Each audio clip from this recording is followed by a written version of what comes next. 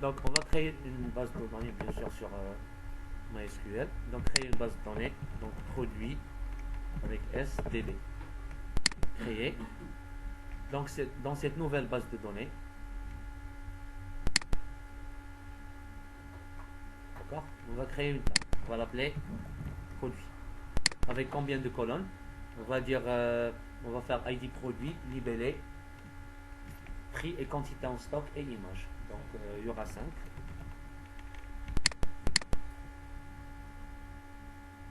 Voilà. Donc là, on commence par l'ID produit. Libellé. Pas d'accent, pas d'espace s'il vous plaît. Pas de caractères spéciaux. On fait prix, quantité en stock. Et finalement, photo. D'accord? Alors, pour l'ID produit, on va juste faire un numéro automatique, donc un auto-increment. On va laisser ID. Le libellé, on va le mettre à varchar, c'est un nom, c'est une chaîne de caractères. Les varchar, il faut obligatoirement spécifier la taille, on va mettre 200, par exemple. Le prix, ça sera un nombre avec virgule, donc bon, l'un de ces quatre suffira. Donc nous, on va faire double. Quantité en stock, c'est entier. Et photo, on va stocker son chemin. Donc c'est juste une chaîne de caractères, donc ça va être varchar. Alors ici pour l'ID produit, on va dire que c'est une clé primaire. Donc on va sur index, on va choisir primary key et auto increments. Donc c'est un numéro automatique. C'est bon. InnoDB, vous laissez le moteur de stockage InnoDB si jamais vous voulez utiliser des relations. D'accord? Si vous voulez créer une base de données relationnelle, il faut laisser InnoDB. Sinon, on choisit par exemple MyISAM, qui est plus rapide pour les tables orphelines, c'est-à-dire qui sont sans relation. Voilà. Alors, on va choisir InnoDB. On va, pardon.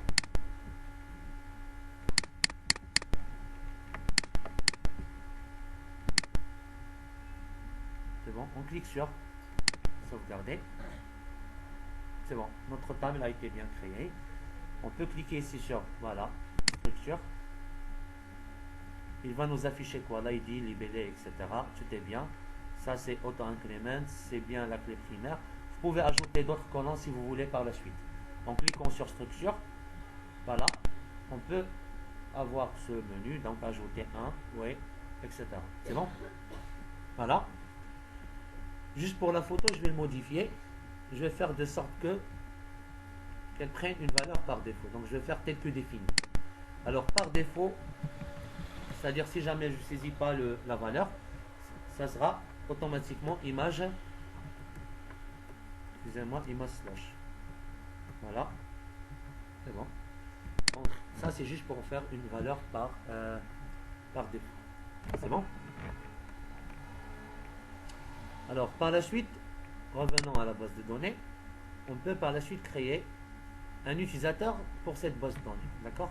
Par quoi notre site va se connecter. Donc, on va cliquer sur privilège, bien sûr après avoir cliqué déjà sur la base de données pour avoir le menu consacré à cette base de données. Donc privilège, il y a déjà des utilisateurs par défaut.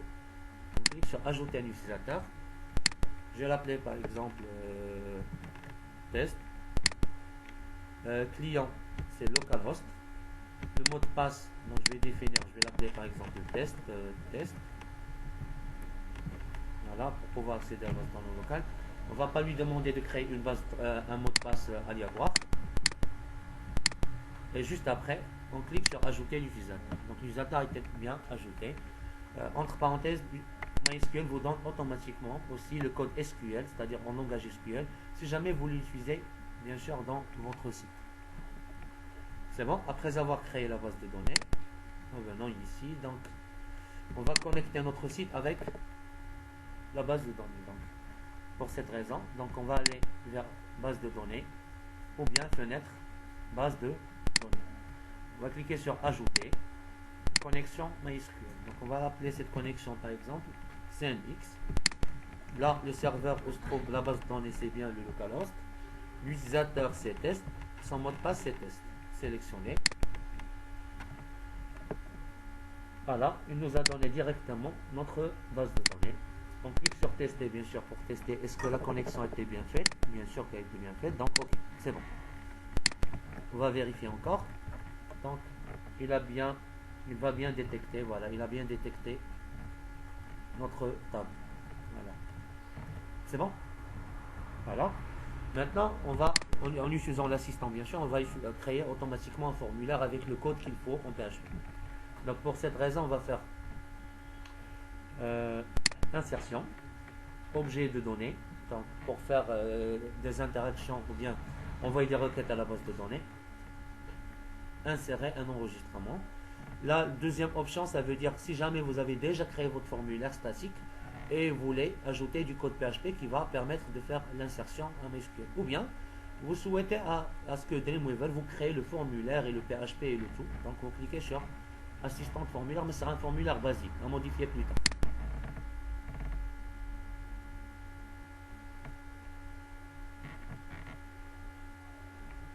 Voilà.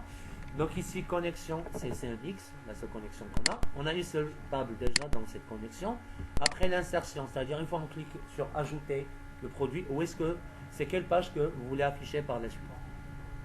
Donc on va cliquer sur parcourir. On va choisir en l'occurrence afficher produit. Alors ID produit, c'est juste un numéro automatique qui ne doit pas être affiché dans le site. On va le supprimer. Le libeller, c'est bon, je veux garder. Et on va améliorer juste son affichage dans le site. Quantité en stock, dans la base de données, c'est écrit comme ça. Parce que dans la base de données, on ne doit pas mettre des espaces, des accents, etc. Donc là, on va faire quantité en stock. Et photo, c'est la même chose. Si vous voulez mettre une valeur par défaut, vous pouvez l'écrire ici. Image. Mais c'est pas la peine parce que j'ai déjà mis ça. Voilà. C'est bon? Donc voilà, donc parfait. Donc on clique sur OK. Si vous voulez l'afficher en tant que nombre entier, date, etc., on peut le faire. Mais Dreamweaver détecte déjà ça. Prix c'est flottant, c'est float. Quantité en stock, c'est entier. C'est-à-dire si vous essayez de faire autre chose, ça va être trop. Mais en tout cas, nous on va rassurer par JavaScript ou bien par Sprite. D'accord? Il va utiliser JavaScript. C'est-à-dire si l'utilisateur n'arrive pas à entrer un nombre entier, on va lui dire que non, ça ne sera pas accepté. On clique sur OK. Voilà. Je personnalise un tout petit peu ce formulaire basique. On va faire ici par exemple ajouter, voilà, le produit. On peut même avec JavaScript ajouter le nom de produit. On l'a déjà fait. Alors ici je vais changer ça avec Sprite en ajoutant du JavaScript Sprite. Donc pour le premier, ça sera un champ de texte. Le deuxième, ça sera aussi input. Mais pour le deuxième, on va cliquer sur la bande en bleu pour faire les options JavaScript. On va lui dire que ce prix-là, c'est un quoi? Donc c'est un nombre, voilà, c'est un nombre réel avec virgule, bon, éventuellement. C'est bon.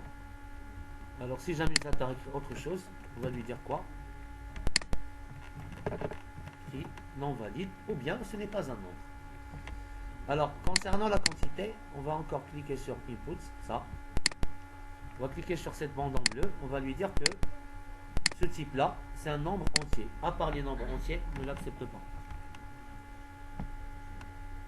Voilà. Donc,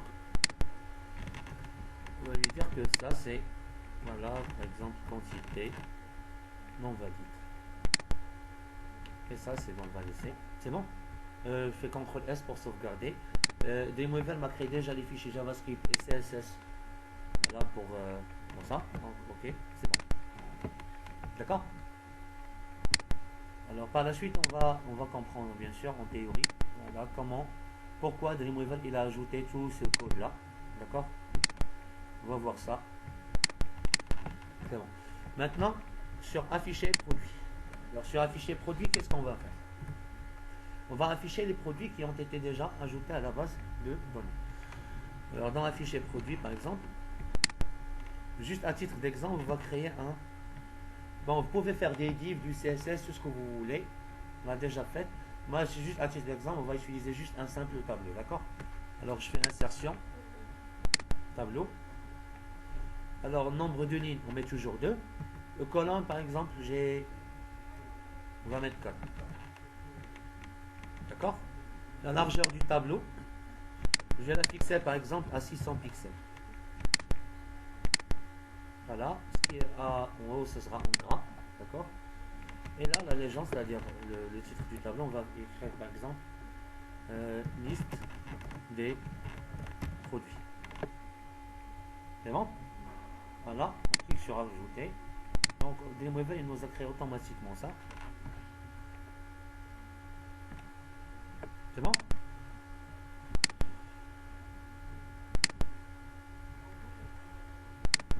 Là, on va mettre quoi? Libellé. Ensuite, prix, quantité et finalement une photo, s'il est disponible bien sûr. Alors concernant la photo, je connais pas déjà la photo, son chemin est déjà enregistré dans la base de données. Donc je vais juste mettre un espace réservé à une photo, c'est-à-dire juste une photo, un squelette, d'accord, de photo. Alors je clique ici, il me dit que tu dois modifier là. NBSP c'est juste un espace vide, c'est juste un espace bouton, on va cliquer, voilà. Ici on va mettre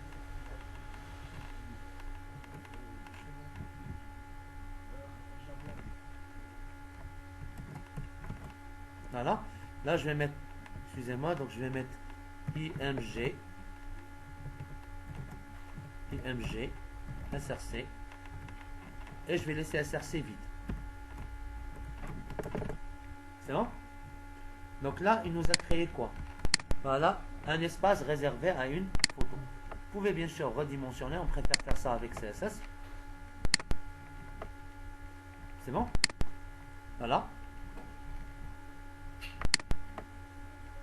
Voilà, c'est tout. Ou bien on peut faire juste une icône et par la suite on peut personnaliser son affichage par CSS. Voilà, ou JavaScript. Donc ici on va faire verticalement, on va mettre à haut. D'accord? Donc l'alignement vertical. Ok, c'est bon. Alors, maintenant on va se connecter à la base de données. On va lui envoyer une requête lui disant quoi? Afficher bien donnez-nous la liste des produits enregistrés. Alors pour cette raison, pour envoyer une requête à la base de données, une requête select, on fait fenêtre. On fait fenêtre quoi? On fait fenêtre liaison. D'accord? On fait fenêtre liaison. Et on va cliquer sur plus. On ajoute une requête. Voilà, requête select bien sûr. Alors si vous voyez ici cette option, alors préférez par la suite, on va l'utiliser ultérieurement, préférez l'option avancée.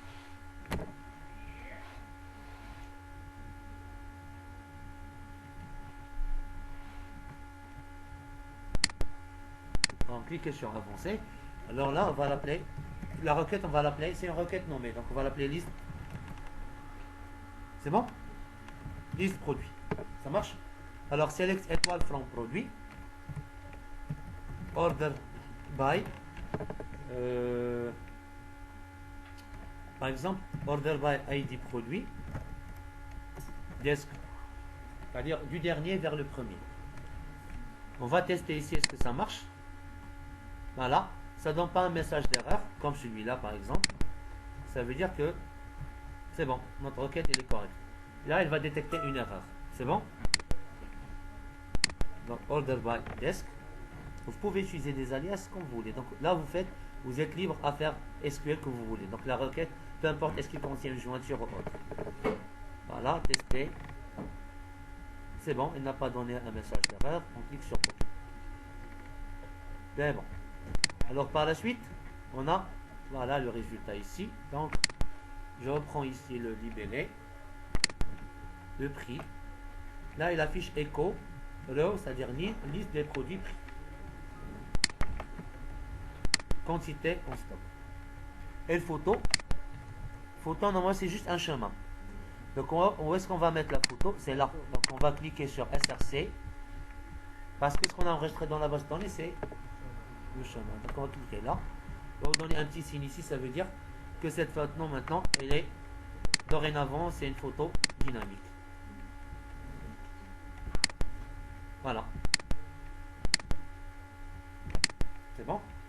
Bien sûr, vous pouvez personnaliser ça avec CSS si vous voulez.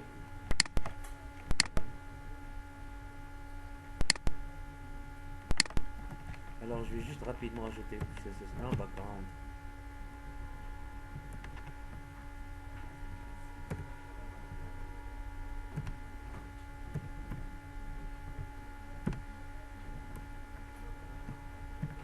Voilà, background, ça.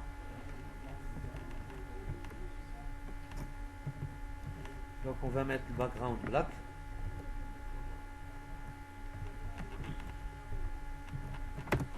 Et color. Donc, on va mettre white. Bah, vous faites le style que vous voulez, donc c'est bon. Voilà. Maintenant, on va tester.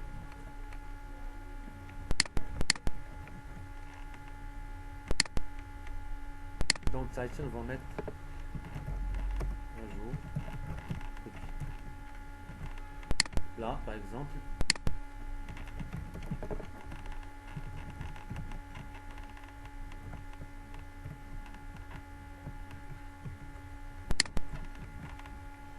Voilà.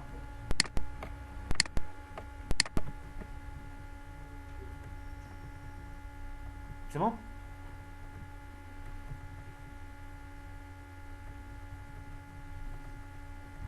Alors, juste entre parenthèses, hein, on va étudier ce code plus en détail. Alors ici, MySQL numéro, c'est une commande qui nous renvoie le nombre de lignes récupérées. D'accord? Alors, j'ai préféré faire cet élément-là qui me permet de faire quoi? De retourner le nombre de produits ou bien le nombre de lignes d'une requête select que j'ai déjà faite. Bien sûr, elle est juste là. Donc, select étoile from produit order. MySQL numéro, c'est le nombre de lignes. Bon, en l'occurrence ici, produit, retourner. Alors, là, je vais afficher une liste des 6 produits ou des 5 produits. Alors là, on va faire un petit code PHP. Echo, c'est-à-dire donnez-moi, affichez quoi? MySQL num rows. C'est bon? Là, je peux prendre cette même phrase. Voilà, je vais l'afficher ici. Voilà. Liste des quoi? Nombre de produits produits. Vous avez déjà compris l'idée, non? C'est bon? Donc, MySQL numéro, c'est une commande PHP qui nous retourne automatiquement le nombre de lignes d'une requête select. Par exemple, si vous avez 3 produits, MySQL numéro est égal à 3. Num rows. C'est bon? Là, on n'a pas encore ajouté de ligne. Ben, on va voir. Le problème, oui, c'est une bonne remarque parce que là, normalement, c'est qu'il va, même si on a 6 produits ou 1 million de produits, il va afficher toujours un seul. On doit faire une boucle do while, d'accord? Comme ça, il va afficher la liste de tous les produits. Donc, on clique ici sur cette ligne, d'accord? On va faire quoi? Alors, fenêtre, comportement du serveur. Comportement du serveur, c'est une fenêtre qui contient tout ce que vous avez fait jusqu'à présent. D'accord? Alors, on a fait jeu d'enregistrement, on a fait la requête, on a fait pas mal de choses. Donc, on va faire plus. Après avoir bien sûr sélectionné toute cette ligne, voilà cette ligne, on va faire comportement du serveur plus région répétée. Alors, vous voulez afficher 10 éléments? Non, on va afficher la liste de tous les enregistrements qu'on a, c'est-à-dire tous les produits ici. Ok. Là, vous allez voir qu'il n'a rien fait, il a juste ajouté une boucle do while qu'on va voir plus en détail par la suite. Voilà, do while. D'accord? Faire tant qu'il y a du résultat. C'est bon? On va juste tester ici. Là, on a fait une petite erreur là. On copie-coller. Voilà. C'est bon.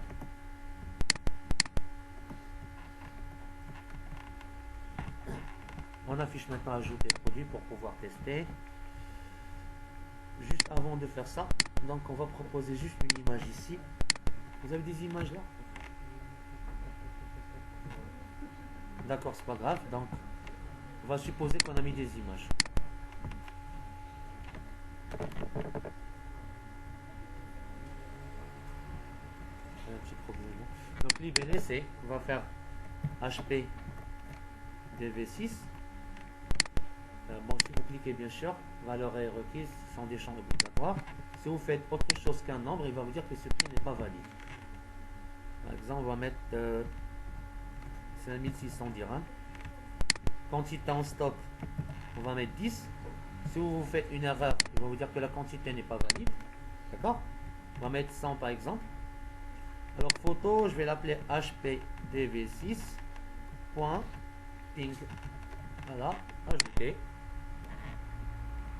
Donc là, il a bien récupéré les éléments. Bien sûr, il n'a pas affiché la photo parce qu'on n'a pas une photo. Voilà, hpdv6.png pour l'instant. C'est bon? Alors on va ajouter. Pardon. On va ajouter un autre produit, excusez-moi. Voilà, on va ajouter un autre produit. On va faire del C4 del Citroën. Bon, ça n'existe pas, c'est 20 000 dirhams. Donc là, on va mettre le quantité, on va mettre 10. Là, on va mettre par exemple DC4. Ajouter. Donc on voit bien qu'il a ajouté les autres. Bien sûr, c'est un peu distancé ici. Là sur Dreamweaver, vous pouvez, j'ai dit qu'on peut personnaliser ça avec du CSS, bien sûr. C'est bon? Ok. Normalement là, il doit nous afficher quoi? La liste des produits avec leurs images. C'est bon?